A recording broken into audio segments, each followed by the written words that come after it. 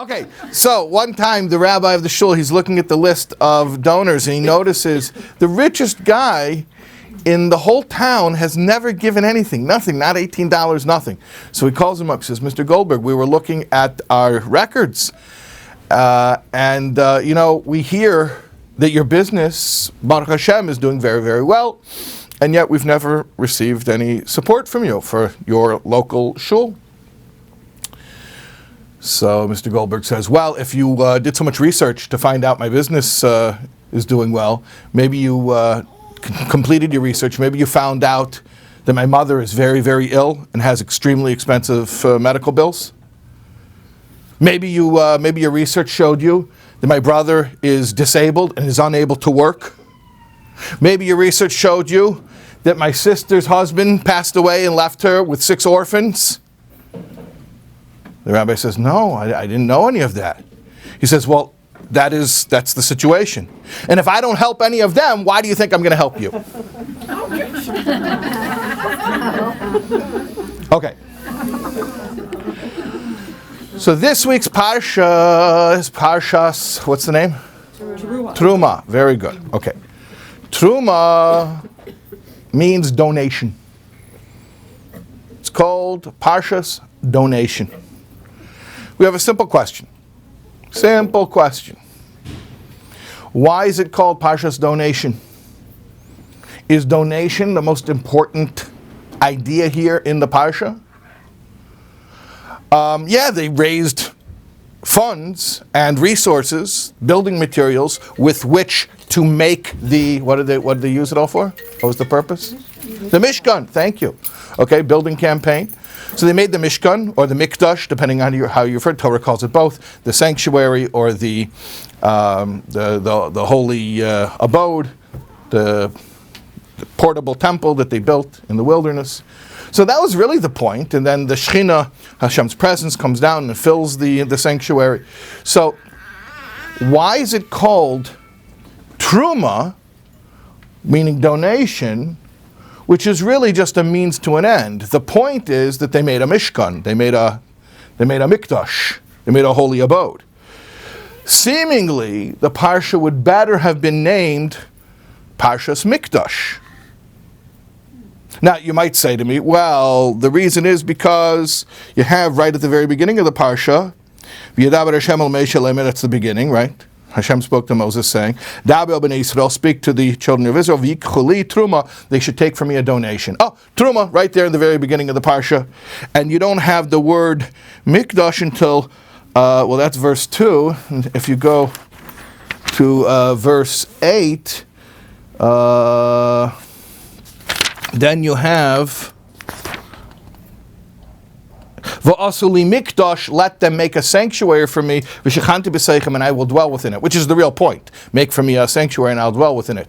So maybe you're going to say, well, because the word Terumah is in the first pasuk or the second pasuk, and the word mikdash isn't until the 8th pasuk, the 8th verse, so that's why. But then I could ask the same question, just ask a little bit differently.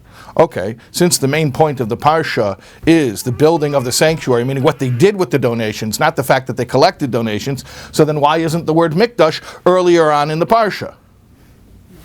Okay, I also want to just explain a little bit of the background of this question. This question presupposes that the name of a parsha is significant. I should also mention that this week, as pretty much every week, the Dvar Torah is based on at least an aspect of a Sicha from Likkutei Sichos of the Lubavitcher Rebbe.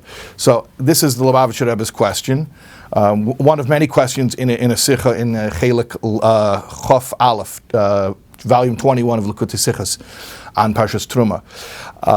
And just to give you background to explain, the Rebbe will often ask, what's the deal with the name of the parsha? And that presupposes that there's an intrinsic or inherent significance to the names the parshas are given. First of all, everything is hashgacha pratis. Everything in the world is divine providence. So, everything has to have a significance. But even more so, something that is a minig Yisrael Teirahi. It is a Jewish custom to refer to these portions with these names.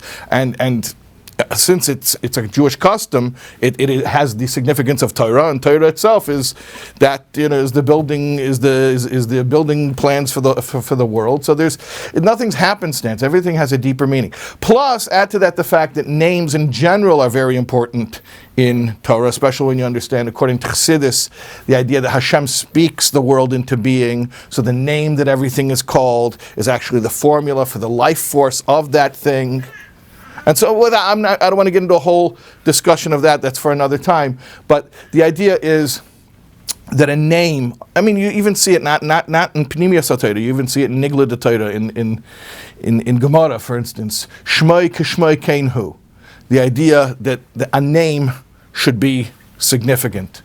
Or that Rabbi Meir was able to deduce the character of people based on their names, the whole story in the Gemara about that. And specifically, according to Chassidus, Pnimiyas HaTorah, a name is Meira al ha'etzem, like it says in Shari Yichad V'Amunah in the second volume of Tanya. So you have a name of a parsha, it's a serious thing.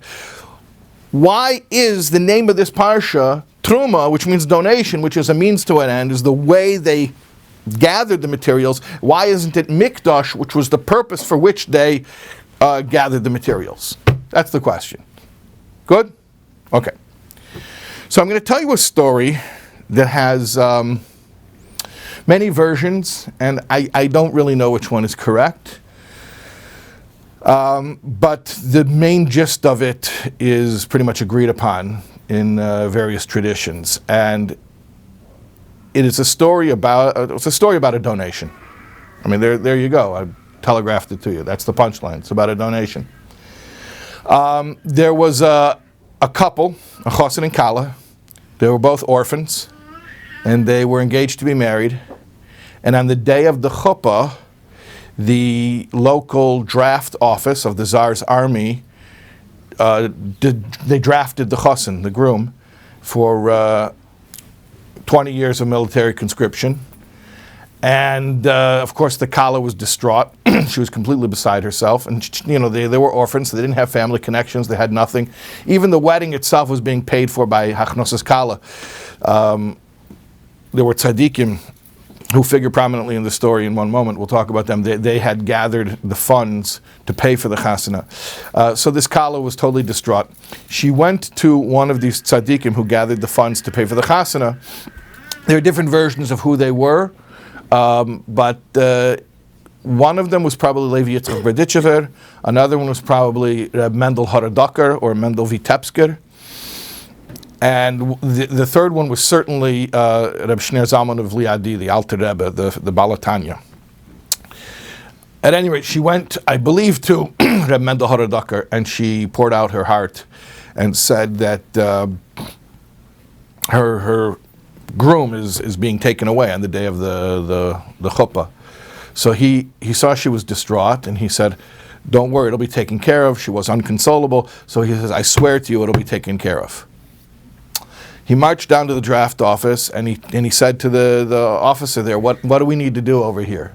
He says, "Nothing to do." He says, you know how things work. How much do you need?" He says, "What? You're trying to bribe me? I could send you to prison for trying to bribe an officer of the Tsar, and if you don't get me 500 rubles by sundown, that's exactly what's going to happen." Right? Okay. So Reb Mendel comes back to Reb Lev Yitzchak, and he says, "We need to raise 500 rubles by sundown." Okay. How do you raise 500 rubles by sundown? That's a lot of money. That's a fortune. There's not that much money in town. We got to go door to door. We got to beg everybody, liquidate all your assets, and hope that we can scrape together that much money. So they mentioned it to the Alter Rebbe, the Balatanya, Reb Shneir Zalman, and asked him if he would help.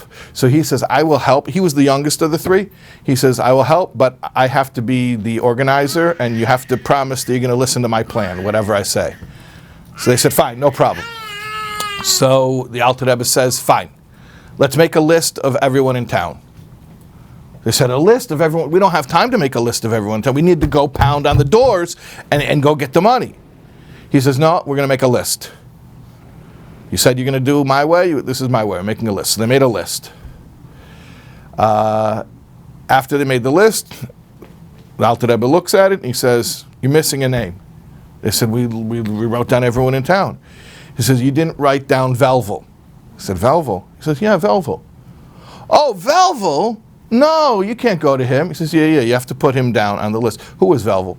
There was a guy who became wealthy, and he actually left the Jewish community, and he lived in the non-Jewish part of town, and he was renowned as being a miser, and he wouldn't give any money to anything.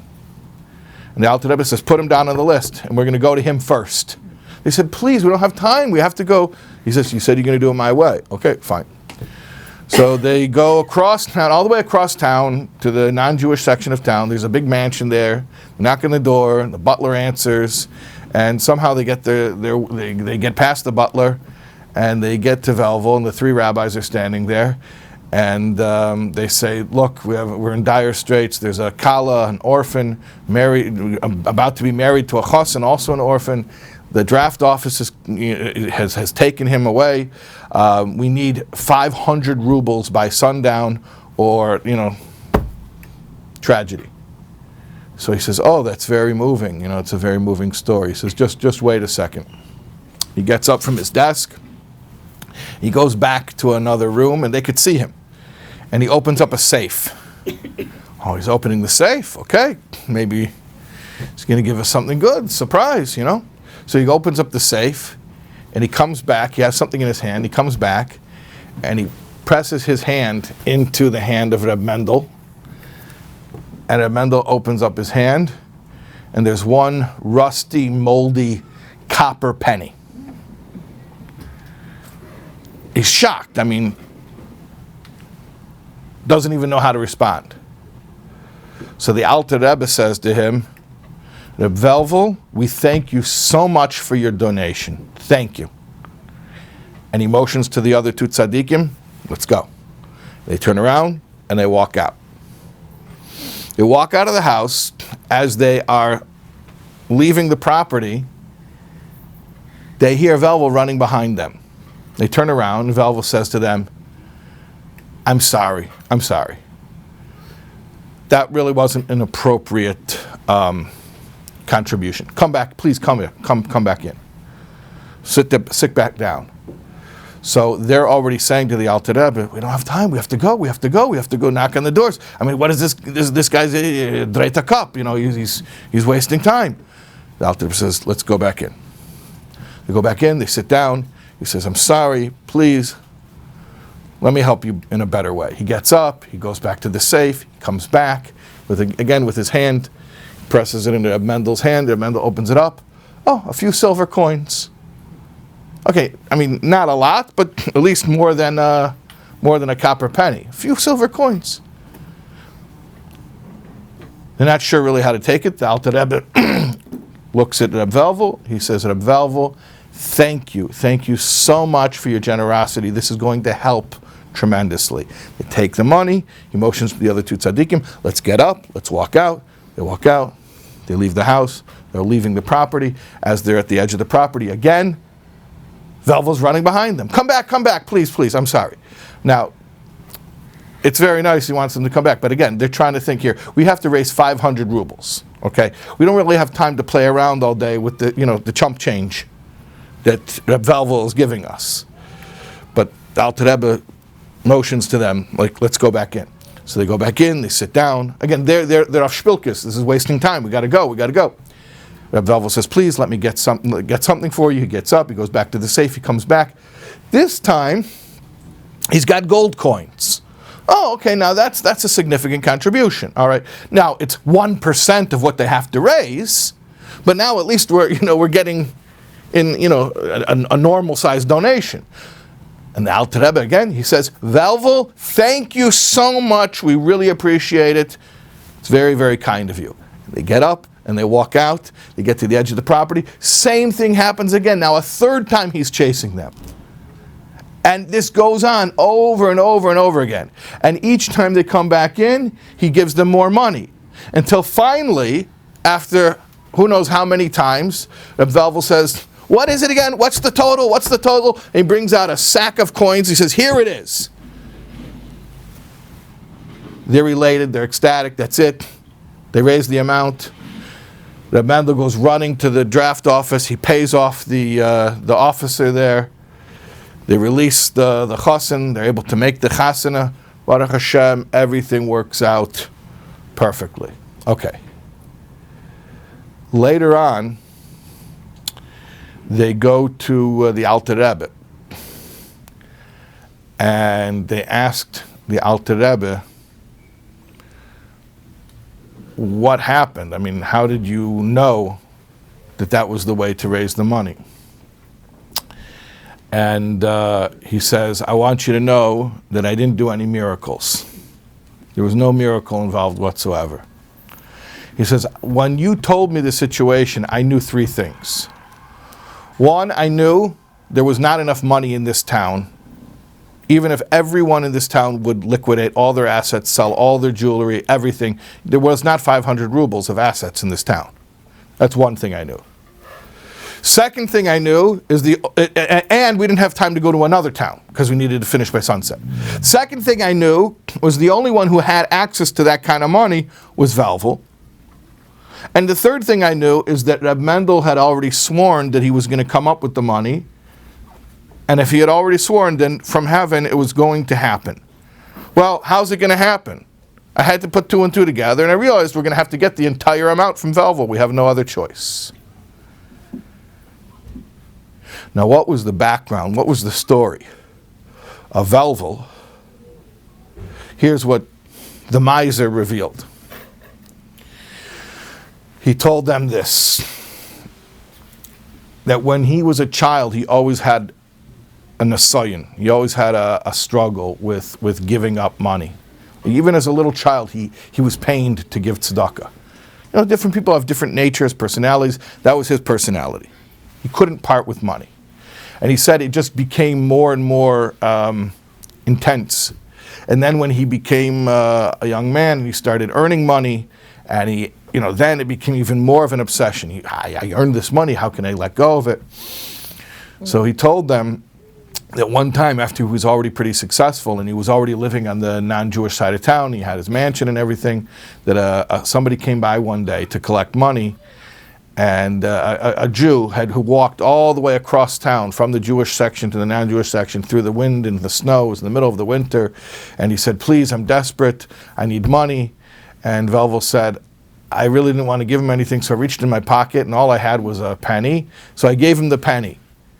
And this guy had just schlepped all the way across town, and when he got the penny, he was so insulted, he threw it in my face.